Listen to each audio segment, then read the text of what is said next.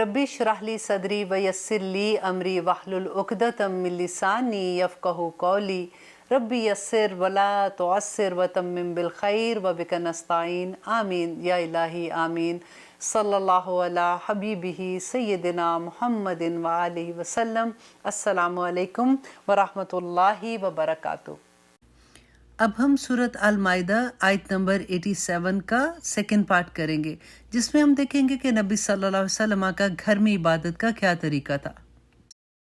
कि हज़रत अनस बिन मालिक रवायत करते हैं कि नबी सल्लल्लाहु अलैहि वसल्लम के घर में कुछ सहाबी, 3 सहाबी थे, वो नबी सल्लल्लाहु अलैहि वसल्लम के घर गए और घर जाके उन्होंने उनकी जो बीवी थी उनसे पूछा कि नबी सल्लल्लाहु अलैहि वसल्लम का घर में क्या तरीका है इबादत करने का।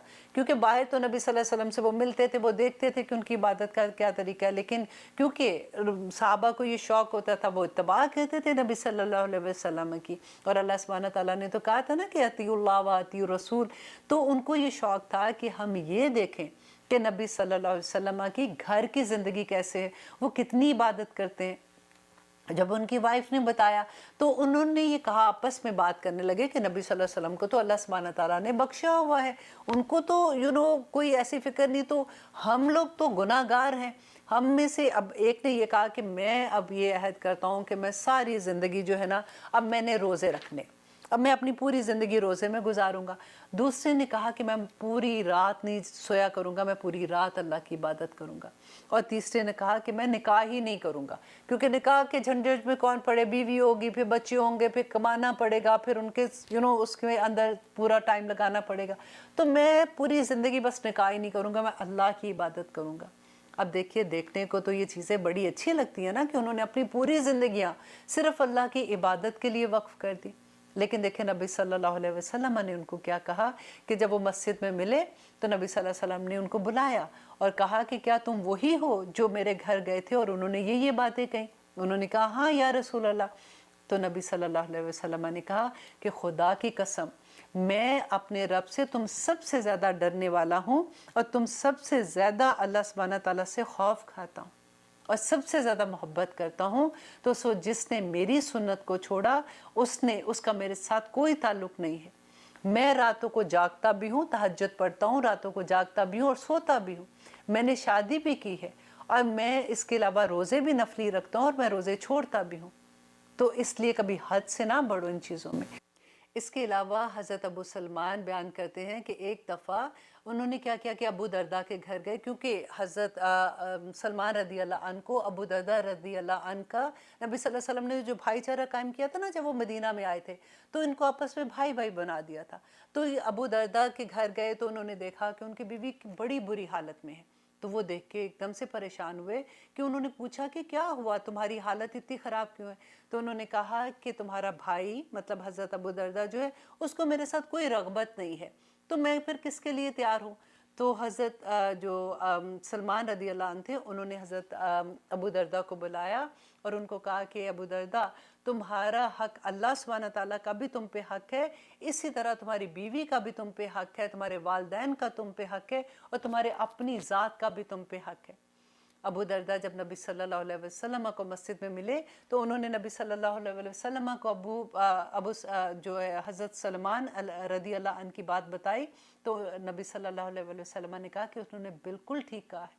इसी तरह एक हदीस में आता है कि एक दफ़ा हज़रत आयशा के पास एक सहाबिया आती हैं, तो वो देखती हैं कि उनकी हालत बड़ी ख़राब है। हज़रत आयशा उनसे पूछती हैं कि क्या हुआ, तो वो कहती हैं कि जिसका खावंद उसकी तरह रग़बत ना करे तो उसका यही हाल होता है। नबी सल्लल्लाहु अलैहि वसल्लम घर आते हैं, तशरीफ़ लाए, तो उन्होंने देखा कि वो सहाबिया की हालत जब उन्होंने देखी तो उन्होंने हज़रत आयशा से पूछा कि इसको क्या हुआ, इसकी हालत इतनी ख़राब क्यों है। तो उन्होंने उसका जवाब वही दिया कि वो औरत से जब हमने पूछा था तो उन्होंने ये कहा कि मेरा खावंद मेरे साथ रग़बत नहीं रखता, तो इसलिए वो इस हालत में है। नबी सल्लल्लाहु अलैहि वसल्लम ने उस सहाबी को बुलाया और उसको ये कहा कि देखो, तुम पे अल्लाह का भी हक़ है, इसी तरह तुम्हारी बीवी का भी हक़ है, तुम्हारे रिश्तेदारों का भी हक़ है और तुम्हारे अपने नफ्स का भी तुम पे हक़ है। तो नेक्स्ट टाइम कहते हैं कि जब वो औरत आई हज़रत आयशा को मिलने के लिए तो हज़रत आयशा मुस्कुराने लगी, क्योंकि वो इतनी तैयार थी और इतनी अच्छे से तैयार थी। तो उन्होंने पूछा कि क्या हुआ, तो कहने लगी कि वही हुआ जो एक औरत का खामन जब उसकी तरफ रग़बत करता है तो वो फिर दिल की खुशी के साथ उसके लिए तैयार होती है।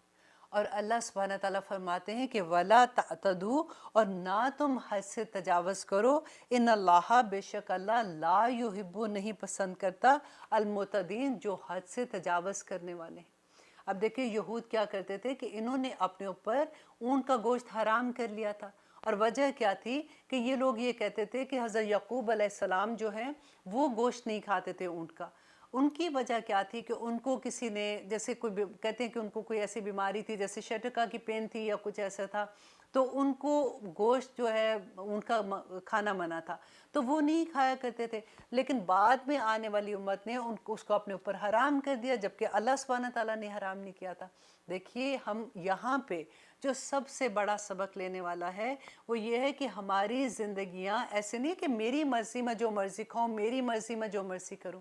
اللہ سبحانہ تعالیٰ نے صاف حکم دے دیا کہ جو چیزیں اللہ نے حلال کی ہیں اپنے اوپر حرام نہیں کر سکتے، اور جو اللہ نے حرام کی ہیں وہ اپنے اوپر آپ حلال نہیں کر سکتے ہو، اور آپ حد سے نہ بڑھو، کیونکہ انہوں نے جب اپنے اوپر حرام کر دیا تھا۔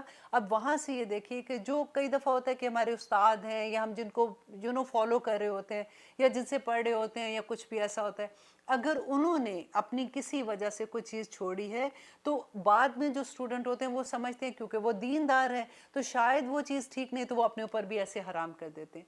اس لیے جو دیندار لوگ ہیں ان کے اوپر بڑی ذمہ داری آ جاتی ہے کہ وہ ہر کام سوچ سمجھ کے کریں۔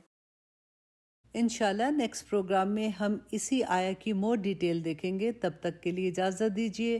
سبحانک اللہم و بحمدک، اشہد لا الہ الا انت، استغفرک و اتوب الیک۔ السلام علیکم ورحمۃ اللہ وبرکاتہ۔